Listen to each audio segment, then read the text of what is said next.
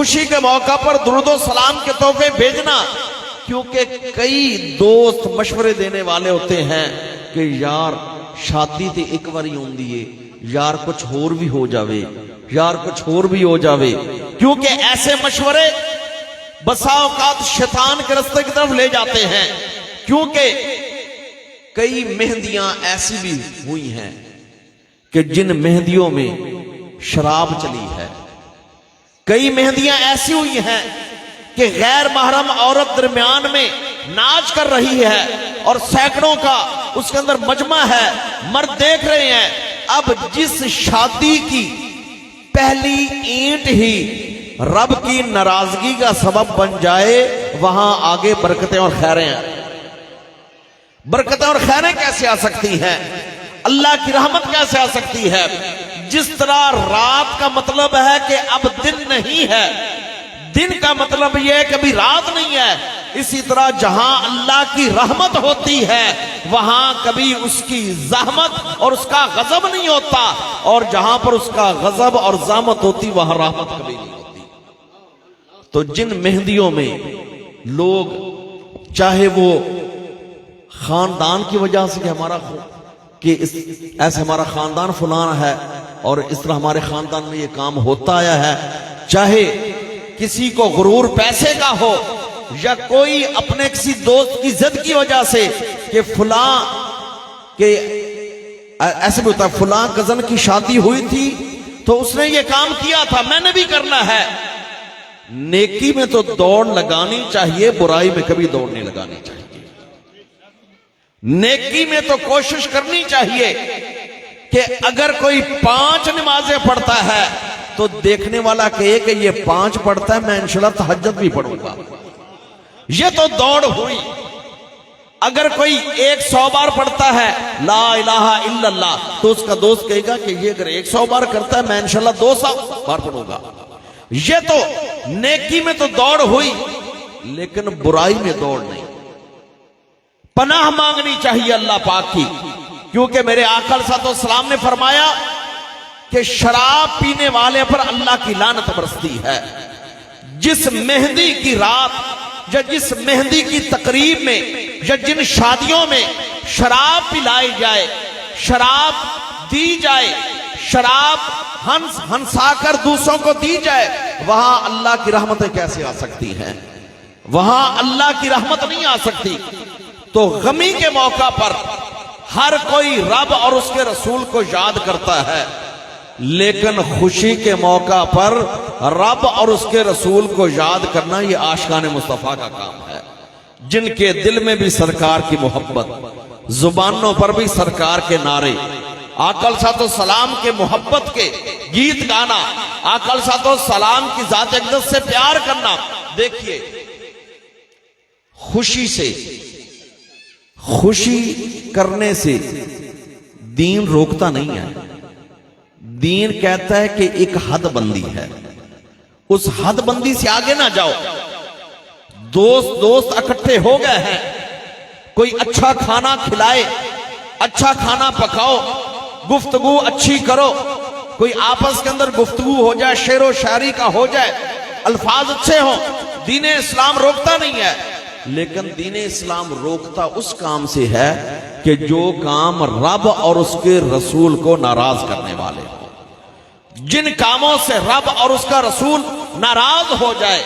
تو اس لیے الحمدللہ بچوں نے، فوجی صاحب نے اور انہوں نے شادی کے موقع پر محفل نعت کا اہتمام کیا۔ ہمارا تو عقیدہ ہے کہ جہاں پر ذکر حبیب ہوتا ہے خود خدا بھی قریب ہوتا ہے، جہاں پر ذکر حبیب ہوتا ہے خود خدا بھی قریب ہوتا ہے۔ اور دنیا کا ضابطہ یہ ہے کہ پیار والے کا ذکر کرو تو پیار والا راضی ہوتا ہے۔ بیٹے کی تعریف کرو باپ کے سامنے، باپ راضی ہوتا ہے۔ شاگرد کی تعریف کرو استاد کے سامنے، استاد راضی ہوتا ہے۔ مرید کی تعریف کرو پیر کے سامنے، پیر راضی ہوتا ہے۔ بلڈنگ عمارت کی تعریف کرو بنانے والے مستری کے سامنے، مستری راضی ہوتا ہے۔ پھول کی تعریف کرو باغ کے مالی کے سامنے، مالی راضی ہوتا ہے۔ چک دھاندلے والوں، یہاں شادی کی تقریب میں نعت مصطفیٰ پڑھنے والوں خدا عرش مولا پر راضی ہوتا ہے۔ سبحان اللہ، اللہ اللہ، خدا عرش مولا پر راضی ہوتا ہے۔ کیوں؟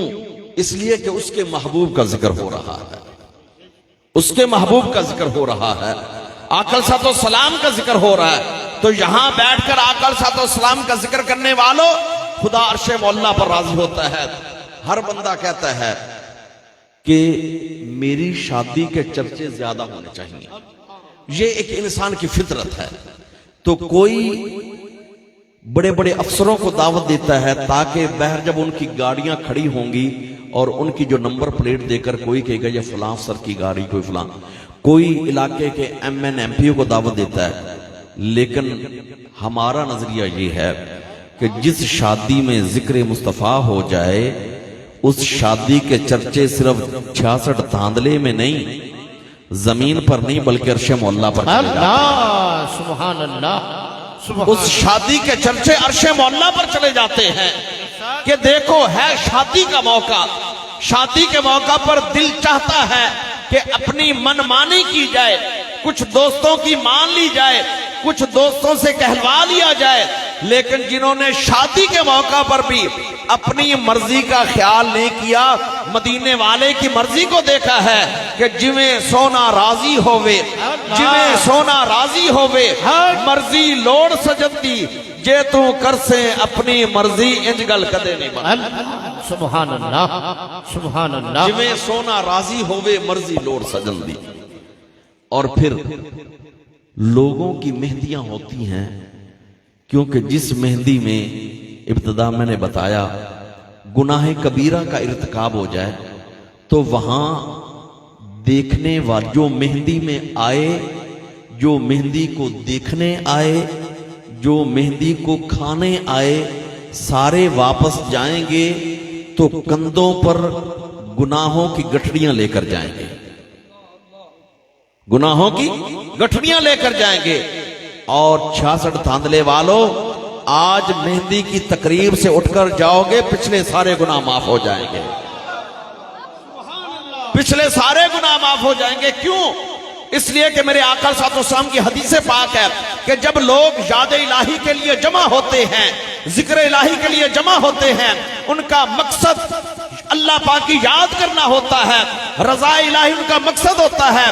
ان کا خاندان ایک نہیں، ان کا قبیلہ ایک نہیں، ان کی قوم ایک نہیں، رنگ نسل ایک نہیں، گھر رہنے والا ایک نہیں، ہوتے مختلف جگہ سے ہیں لیکن ایک جگہ پر مل بیٹھتے ہیں۔ مقصد یہ ہوتا ہے رب تعالیٰ کا ذکر کر لیا جائے، رب تعالیٰ کی یاد کر لی جائے۔ میرے آقا صلی اللہ علیہ وسلم کی حدیث پاک کہتی ہے کہ اللہ پاک ملائکہ سے پوچھتے ہیں کہ ملائکہ تم نے زمین پر کیا منظر دیکھا؟ ملائکہ کہتے ہیں یا رب العالمین تیرے بندے ایک جگہ پر مل کر بیٹھے ہوئے تھے، ان کا خاندان بھی ایک نہیں، ان کا قبیلہ بھی ایک نہیں۔ اللہ پاک فرماتے وہ کر کیا رہے تھے؟ ملائکہ عرض کرتے ہیں ہم یحمدونک ویقدسونک ویکبرونک ویستغفرونک۔ میرے مولا انہوں نے وہاں بیٹھ کر نہ کسی وزیر کی بات کی، نہ کسی بادشاہ کی بات کی، نہ حکومت کی بات کی، نہ سیاست کی بات کی، نہ وزارت کی بات کی، نہ عہدے کی بات کی۔ انہوں نے جو بھی کیا ہے رب کا ذکر کیا ہے، رب کے محبوب کا ذکر کیا ہے۔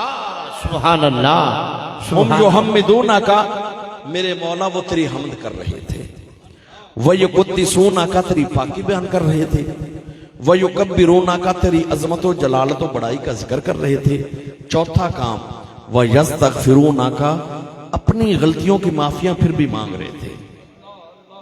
اللہ پاک فرماتے ملائکہ گواہ ہو جاؤ میں نے ان کے گناہوں کو معاف کر دیا۔ ایک فرشتہ اٹھ کر کہتا ہے یا رب العالمین سارے بندے تیرے ذکر کے لیے نہیں آئے تھے۔ اللہ پاک فرماتے اے فرشتے خاموش ہو جا، ہم الجلساء لا یشقی جلیسہم، وہ ایسے بیٹھنے والے ہیں جو بھی بیٹھ جائے گا بدبخت واپس نہیں جائے گا۔ اللہ، سبحان اللہ۔ اور ایک حدیث پاک میں آتا ہے اے فرشتے خاموش ہو جا، میں نے ذکر کرنے والوں کی وجہ سے سب کے گناہوں کو معاف کر دیا۔ اس لیے محفل ذکر میں شادی کی تقریب ہو महफिल जिक्र हो जाए, नाते मुस्तफा पढ़ी जाए, यकीनन महफिल जिक्र में अव्वल तो कोई बदबख्त आता नहीं, अगर कोई आ ही गया तो वापस बदबख्त जाता नहीं। और इसी महफिल जिक्र के सदका फरीद साहब ने फरमाया ना, उठ फरीदा सुतिया, अल्लाह अल्लाह, उठ फरीदा सुतिया, मेला वेखन जा, मता कोई बख्शा मिल पवी ते तुम ही बख्शा। अल्लाह सुभान अल्लाह। लोगों की मेहंदियां होती हैं, मेहंदियों में जब गुनाह कबीरा किया जाए तो वहां पर देखने वाले, जाने वाले, बैठने वाले रात 12-1 बजे उठकर घरों को जाते हैं तो गुनाहों की गठड़ियां उठाई होती हैं, क्योंकि बुराई जब देखो ना, मेरे आका ने फरमाया मन रआ मिनकुम मुनकरन, अगर बुराई देखो फल युगय्यिरहु बियदी, अगर अल्लाह ने ताकत दिया तो हाथ से रोको। ऐसा काम नहीं होगा भाई, लेकिन सारे बंदे बराबर तो नहीं होते ना, हर बंदे का इख्तियार ताकत बराबर नहीं होती। हुजूर ने फरमाया इल्लम यस्तती, अगर बुराई को हाथ से रोकने की ताकत नहीं है, सरकार ने फरमाया फबिलिसानी ही, अपनी जुबान से बुराई को बुरा कह दो। सरकार ने फरमाया अगर जुबान से कहने की ताकत भी नहीं है, किसी जगह ऐसे होता है कि एक बंदा अकेला एक तरफ होता है, सारे एक तरफ होते हैं, मेरे आका ने फरमाया इल्लम यस्तती फबिक़ल्बिही, अगर बुराई को हाथ से नहीं रोक सकते, जुबान से नहीं रोक सकते, अपने दिल में बुराई को बुरा जानो।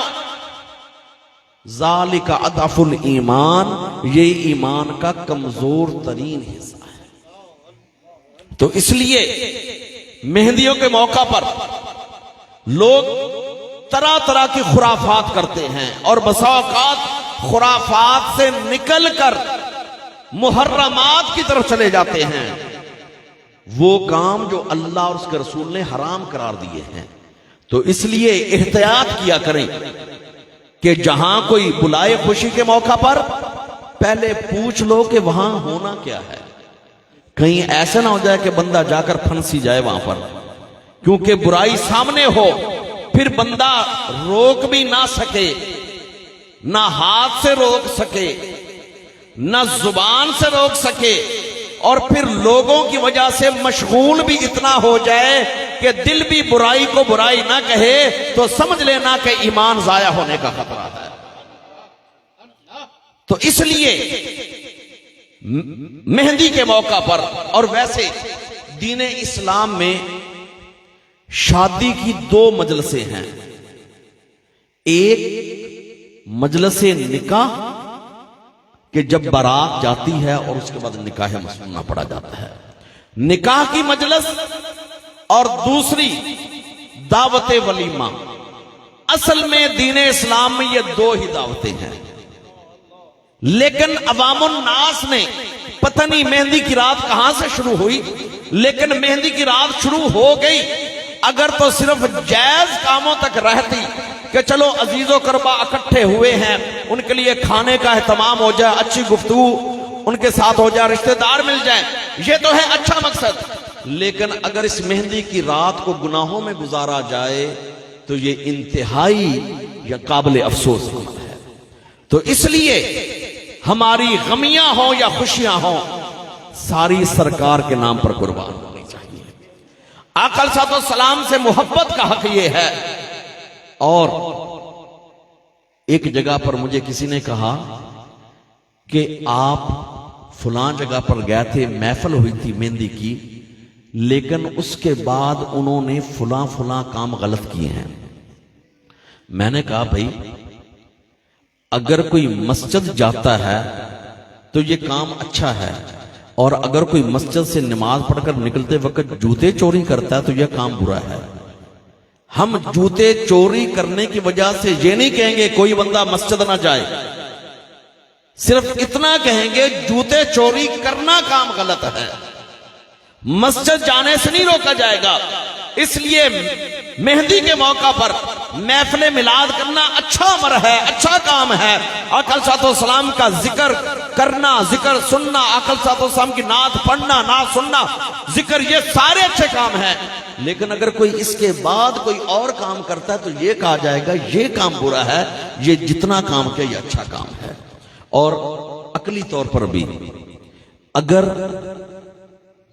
नीचे हो मस्जिद और ऊपर बना लिया जाए मंदिर तो यह भी बुरी बात है।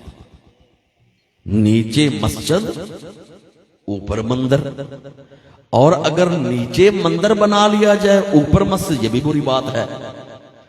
चाहे महफिल मिलाद से पहले या महफिल मिलाद के बाद अगर कोई इस तरह के काम करता है तो ये काम अच्छे नहीं है।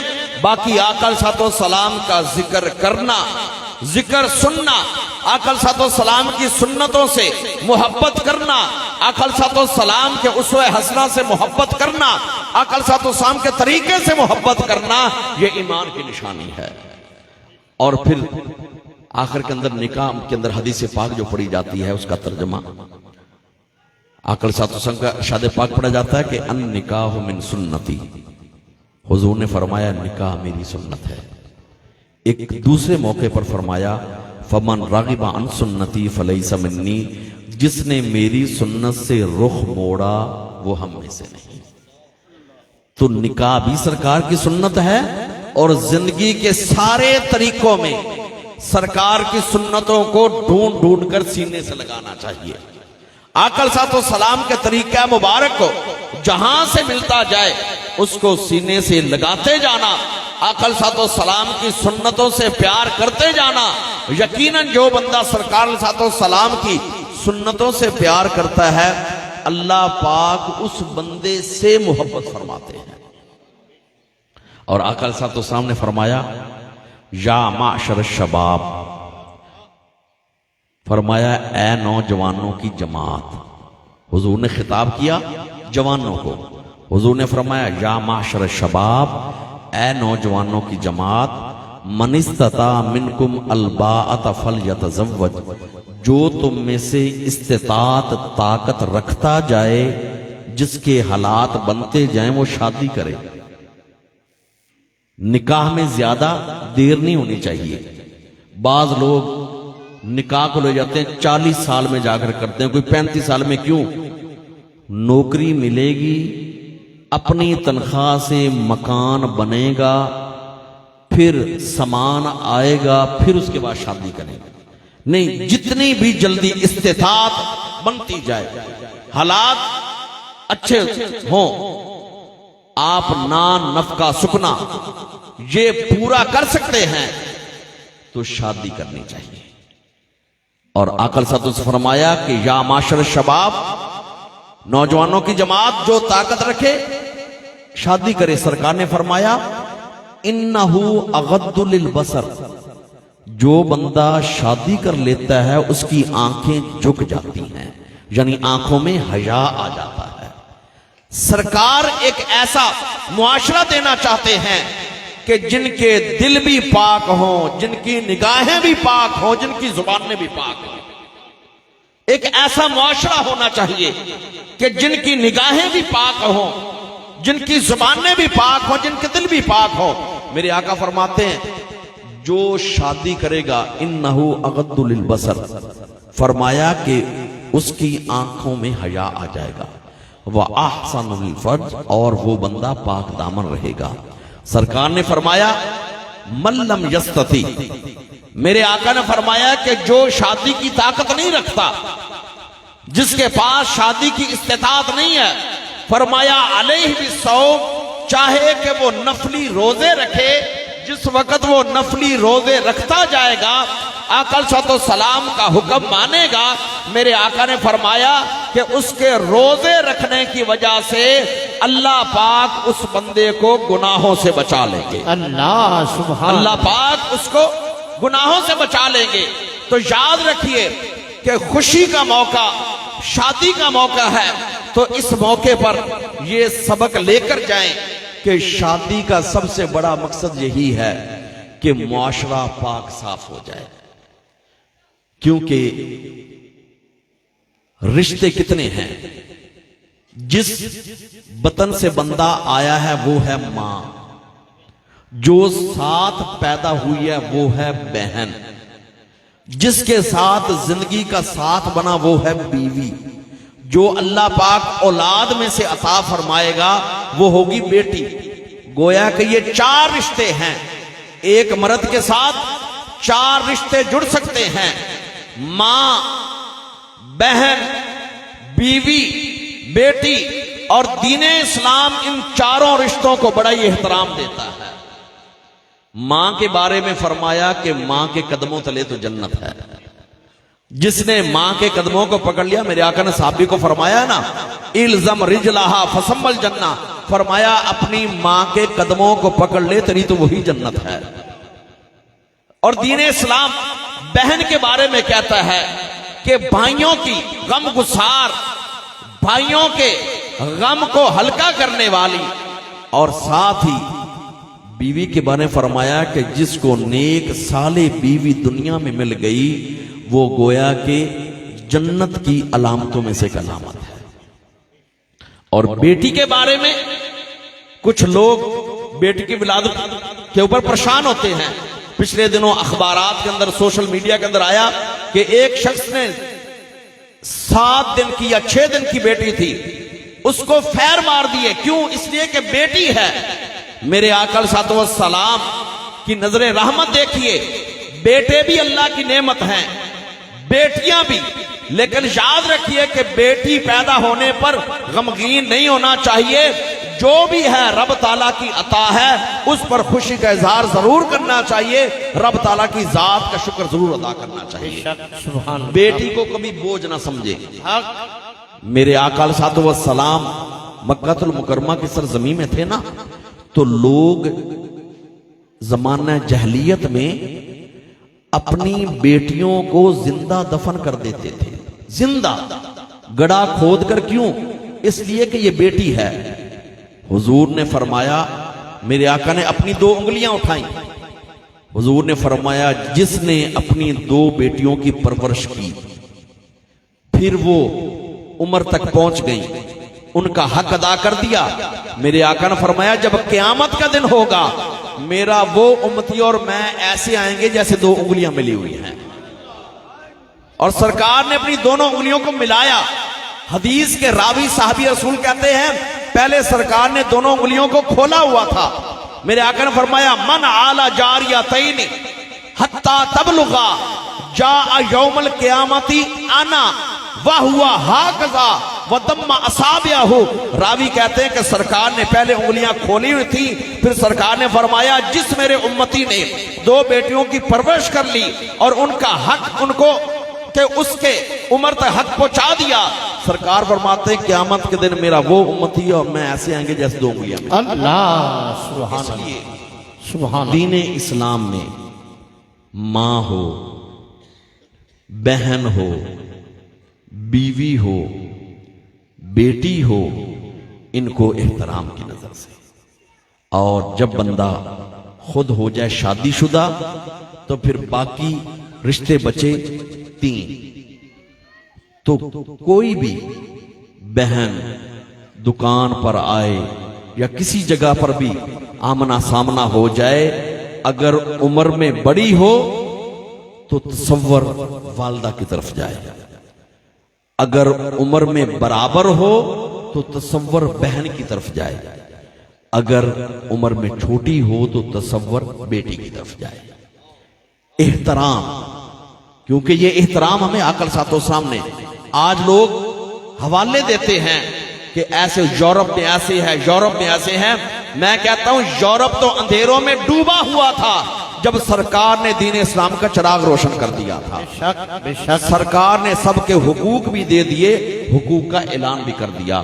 تو اللہ پاک کی بارگاہ میں آخر میں دعا ہے کہ اللہ پاک ماشاءاللہ سنگیوں کی تقریبات شادی کے اندر اللہ پاک برکتیں اور خیریں عطا فرمائے، اور ان کی اگلی تقریبات جو نکاح کی تقریب، ولیمے کی تقریب، اللہ پاک اس کے اندر برکتیں اور خیریں عطا فرمائے، اور اللہ پاک دونوں خاندانوں کو ہمیشہ آپس میں ملائے رکھے. وآخر دعوانا ان الحمدللہ.